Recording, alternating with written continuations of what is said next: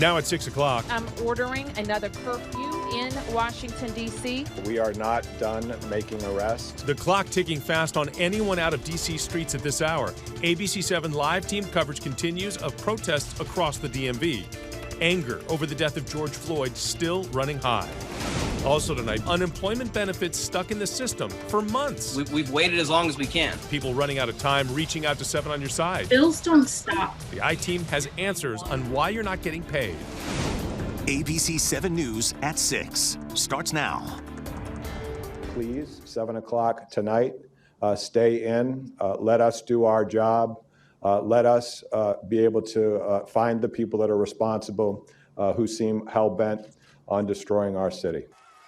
You heard it right there. Within the past hour, D.C.'s police chief urging people to stay home after another night of chaos and destruction in the district. That urging comes along with a 7 o'clock curfew for all of D.C. And that as we track more protests in the aftermath of George Floyd's death in police custody just a week ago today.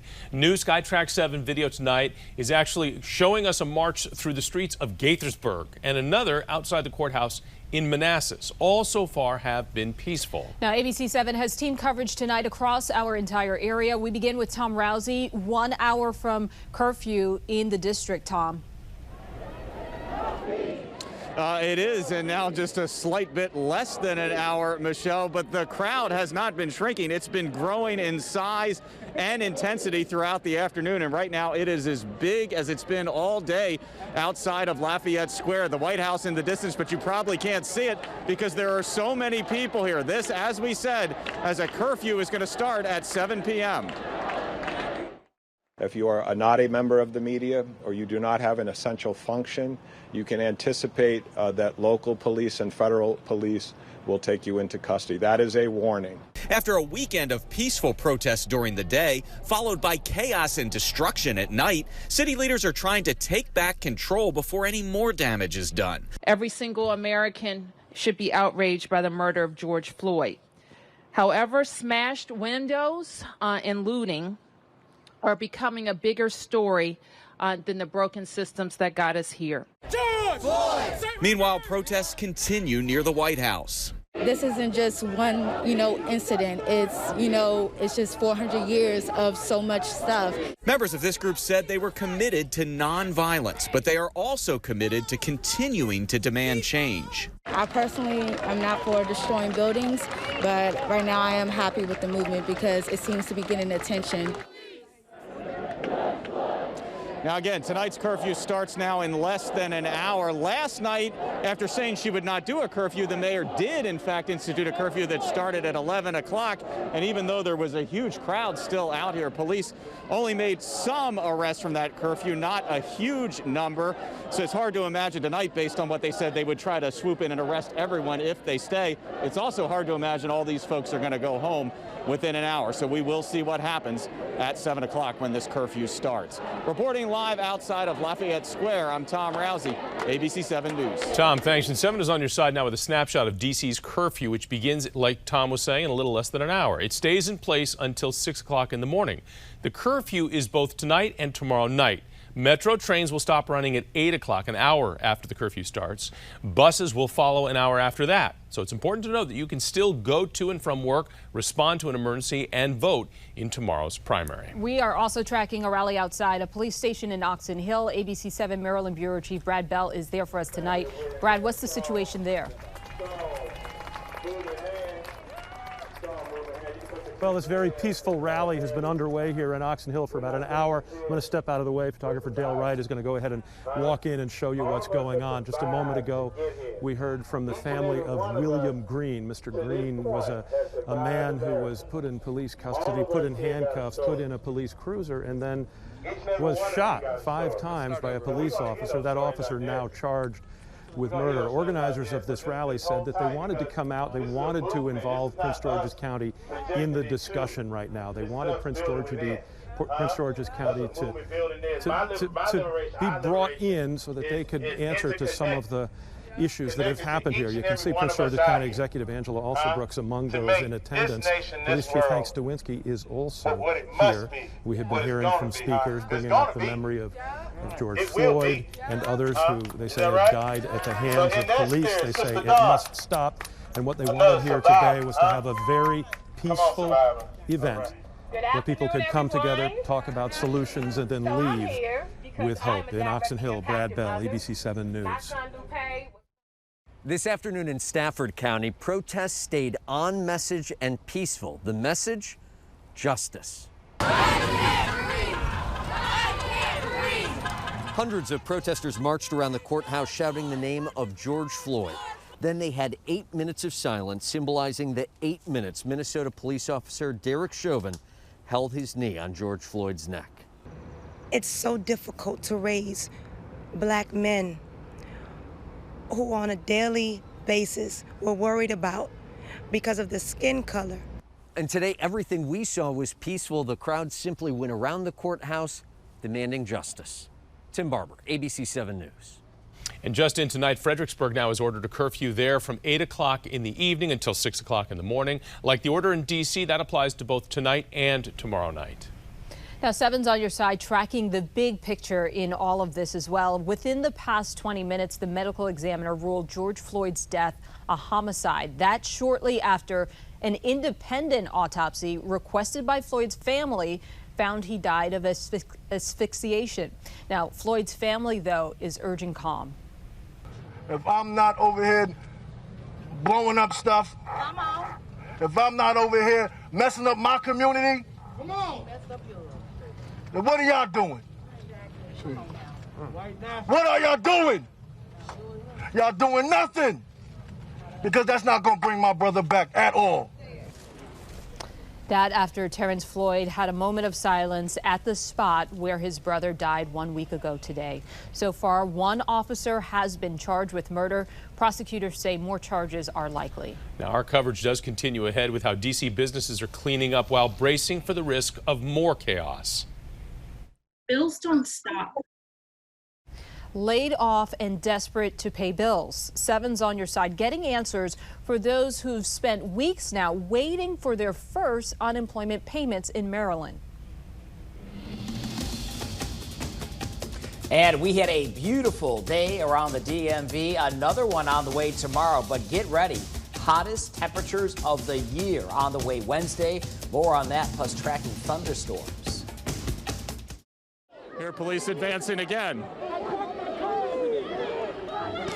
And we're going to have to get back in a moment here. A lot of pepper spray in the air. Watch out, Ben. Watch out.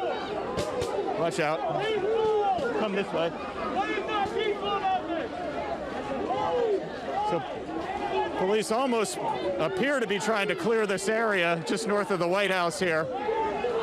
In advance of tonight's curfew, a man just passed out to the right on the ground, appears to be unconscious.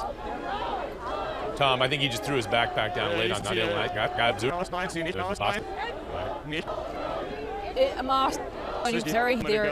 you give us a sense of the direction that the police is forcing the crowd to move into? Which street are you on? What direction are they forcing the crowd? I am on the sidewalk of H Street, just north of Lafayette Square, which is just north of the White House. So essentially, these police you see right here, and they're advancing again. And now they're. Oh, gosh. You see That's a photographer. That's going on now. A member of the press. Now there's just a lot of violence erupting. Ben, back up, back up.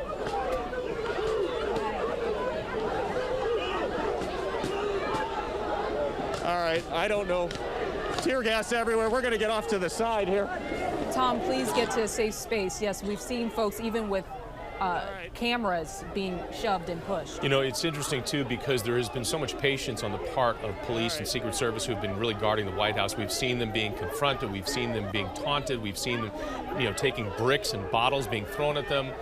Clearly now they're doing something ahead of the presidential speech. Again, the president was supposed to come out at 6:55. We do understand that the president is going to be outside delivering that speech, not inside, not in the hall, not in the Oval Office.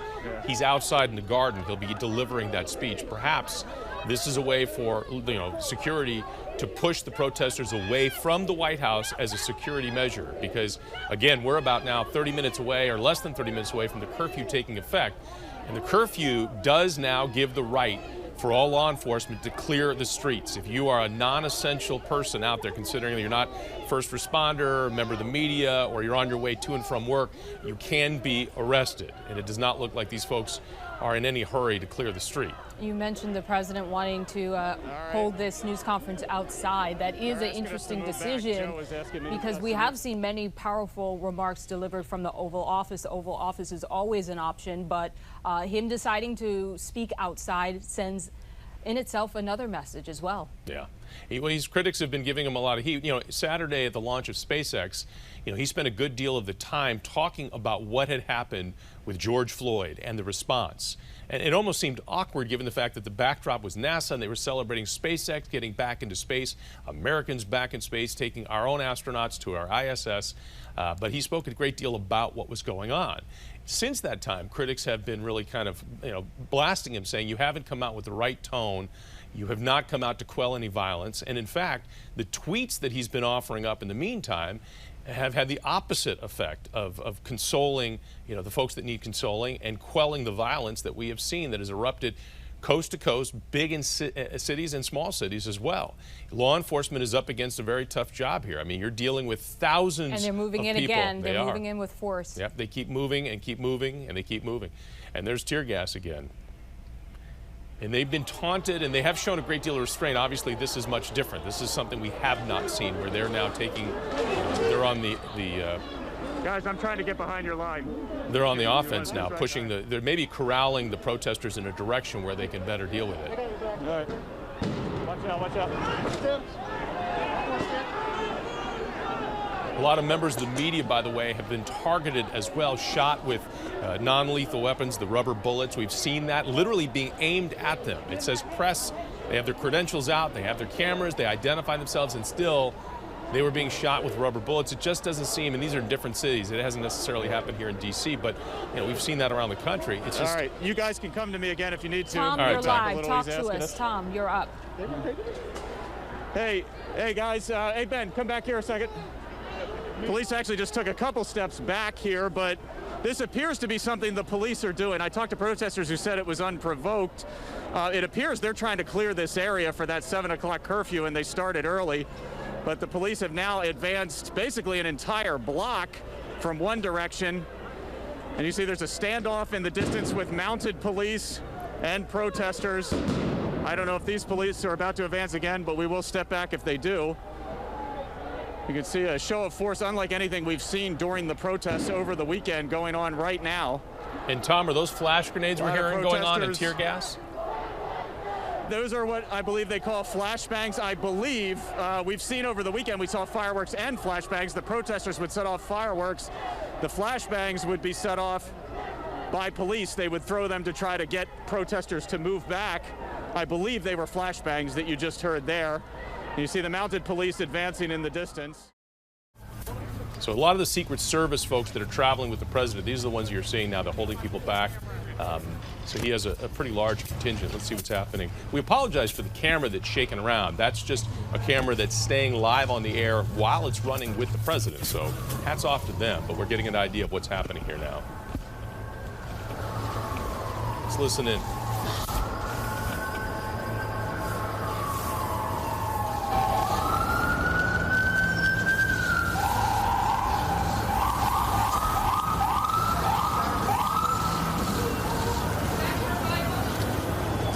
What are your thoughts right now?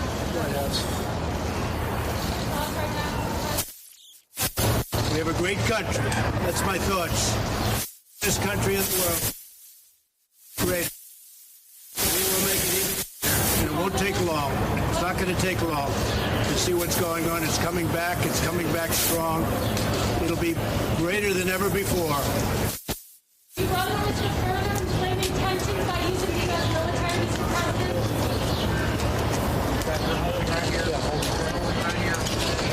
Are you prepared to use the president against the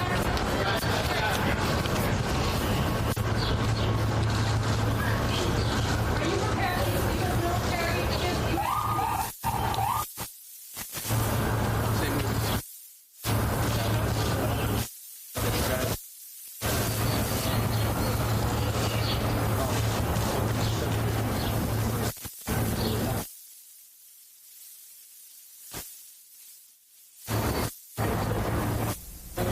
apologize for the audio that's cutting in and out. The president was holding up what he said was the White House's Bible, and he was just holding that up. He took it with him over to St. John's, and there's this looks like a Republican delegation that he's got with him, members of the House and Senate that are with him.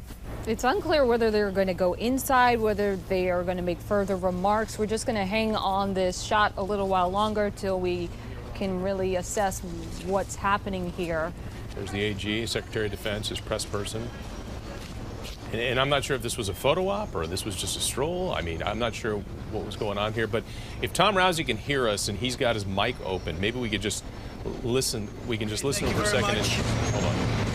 We have the greatest country in the world. Thank you very much, everybody. We're going to keep it nice and safe. Reassuring that he wants to keep the country safe. And Tom, you talked to the rector over there at St. John's. I'm just curious what the rector had to say about the church earlier. Is Tom with us? They broke in. Oh, we're having trouble. And what happened was they broke in there. They set a fire in what was a nursery. Can you guys hear me? Yep, we can hear you. Go ahead. Okay. They set a fire in a nursery, basically in the basement. They broke in an emergency door at the bottom, set a fire. He says, fortunately, although the fire severely damaged the nursery, it didn't extend into the rest of the church, including some very historic parts that go back to the early 1800s. That church is more than 200 years old. By the way, I want to show you the situation here. We're about a block from the church. In fact, you can see the church right there. That's where the president went. And this is where they backed protesters up to. This is 16th and I. But it's interesting because if you look to the west, to my right in the distance, you see more lines of police. They had other protesters that they had a standoff with in that direction. And then if you look behind me a little further north, there's another police line to the north near 16th and K there. The only place you don't see a lot of protesters or police is to the east. That looks almost normal except for the fact that the road is obviously closed. So this standoff again started at about 6:30. At 6:30 the police advanced, and they would advance a little bit at a time, and it would kind of cause chaos every time until the very last time. It was interesting. Some of the protest leaders actually went up, talked to police in what seemed to be a polite conversation, and then asked the protesters to back up to avoid further clash with police. So police have been holding their ground there at the southern part of the intersection of 16th and I for quite some time now, and it looks like they're content to stay there because the presidential visit was just about a block behind them. And again, I did talk to the rector of the church earlier today. He didn't indicate if he knew the president was coming or not, but he did say, again, the damage fortunately was confined to one area there at St. John's, which is one of the most historic churches, if not the most historic church in the city. All right, Tom, thanks very much for that. Again, we're watching the president and members of his cabinet walk back, I guess, to the White House. And I'm not quite sure what the purpose of the trip was. He walked out to St. John's, which is his church, which has been presidents in the past church as well. It goes all the way back. I think it's Madison. But he stood there and he held up what he said was the White House Bible. It didn't look as appear that he wanted to go inside and maybe say a prayer or meet with the rector or whatever, but sure, he stood out there. Then he had his members of his cabinet stand with him along with his press secretary, took some pictures, and now he's walking back. It appeared more like a photo op. I don't know what else to make of that situation, but he is on his way back inside the White House. If folks are just joining us, earlier he spoke at the Rose Garden, and he did speak on George Floyd's death. He said that I am your president. I will make sure George Floyd does not die in vain. But he did not make any specific references to racism in this country and steps to correct decades of turmoil. So a lot of questions still remain in terms of how we're going to move forward. Now we're 15 minutes into that 7 o'clock curfew. Right. Heather Graff is joining us. And Heather, you know, we talk about the curfew now 15 minutes past. Are we getting an idea? Are any arrests being happening out there? Anybody getting arrested for violating curfew?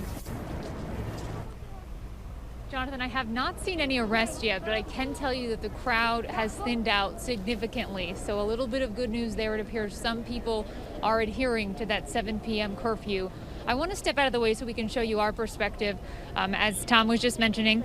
So you can see this police line here, and then just beyond it, St. John's Church, where the president just visited. And one thing that I want to point out is that we knew, because we could hear you guys talking about it, we could see the news on our phones, and then my photographer did get a shot of the president as he left the church a few moments ago. But something interesting is that I don't think a lot of people in this crowd knew that the president was visiting the church.